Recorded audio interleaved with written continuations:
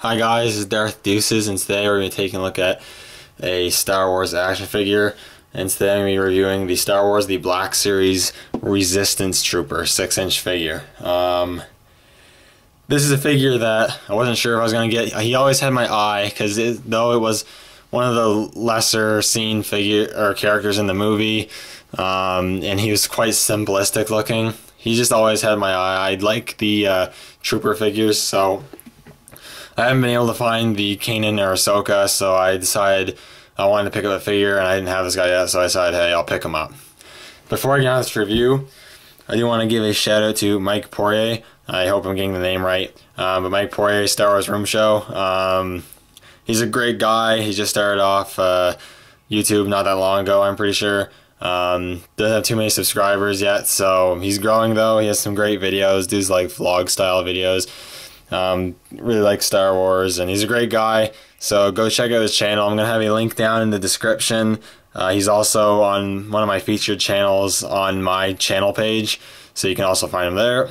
But anyways, go check him out. Tell him Darth Deuces sent you. Anyways, let's get on with the review. So here we have the Black Series Resistance Trooper. So we don't see these guys like at all in the movie. You see them for like a split second and then they're gone. But he's really cool. You got the Star Wars Black Series logo there. You got a nice image of the Resistance Trooper. This is the Canadian box, so got the multiple languages, and then you got the figure in there. It's figure 10. Not much going on the side. On the back, got that same image, just bigger, and then you have the description here. It says, soldiers of the Resistance are well trained and well equipped, but must rely on hit and run tactics when they are faced with the overwhelming might of the First Order. So, pretty cool. I like the design. They look kind of cool. I wish they were a little more armored, but I guess they're staying true to the sort of rebel design, having a helmet and then not having much else in terms of armor on them. Anyways, I'm going to get this guy opened up, and then we're going to take a closer look at him. Now we got the Resistance Trooper out of the packaging, and he's a cool figure. He's got a lot of things going for him that's really cool. Is he perfect? No, but he is still really cool. So we're going to take a closer look at the sculpting on this guy. So I'm just going to take that out of his hands there, so we can get a better look at him.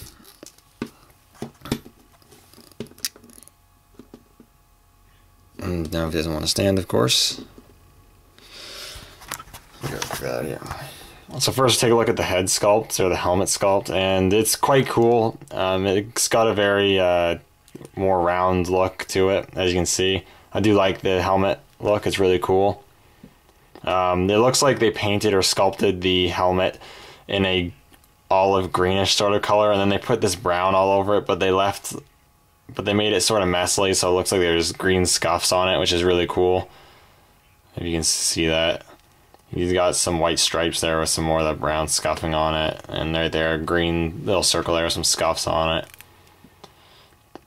And you got some black highlights going around, which is really cool. It's a really nice looking helmet. He does have a yellow translucent visor. We can just make out the eyes underneath there, which is really cool, and you can see the face just peeking out there. It's really cool. One really cool feature this helmet has is actually the moving part. You can actually move this mouthpiece or jaw bit up.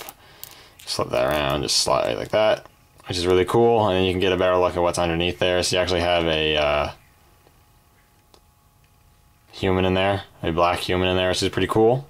You can see up in there, if this camera wants to focus,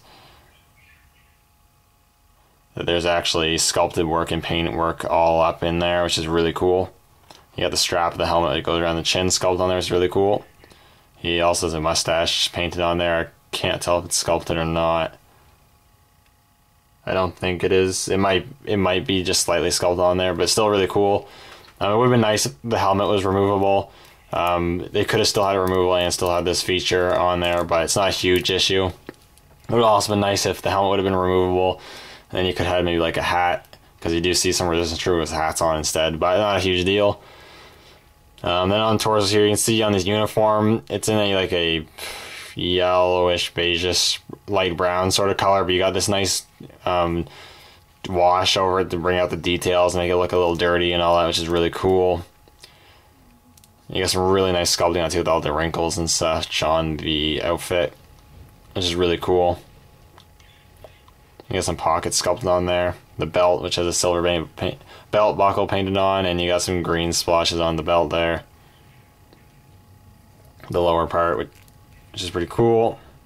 He's got his hands here, which are just sculpted in some gripping poses, some pretty normal poses. You got a trigger finger going on there. It does have this harness here, which is actually, as I'm seeing now, attached to his belt, which unfortunately hinders some articulation, torso articulation, but it does look really nice. You got some pockets on there. You got some nice green brushed on there to give it some more detail.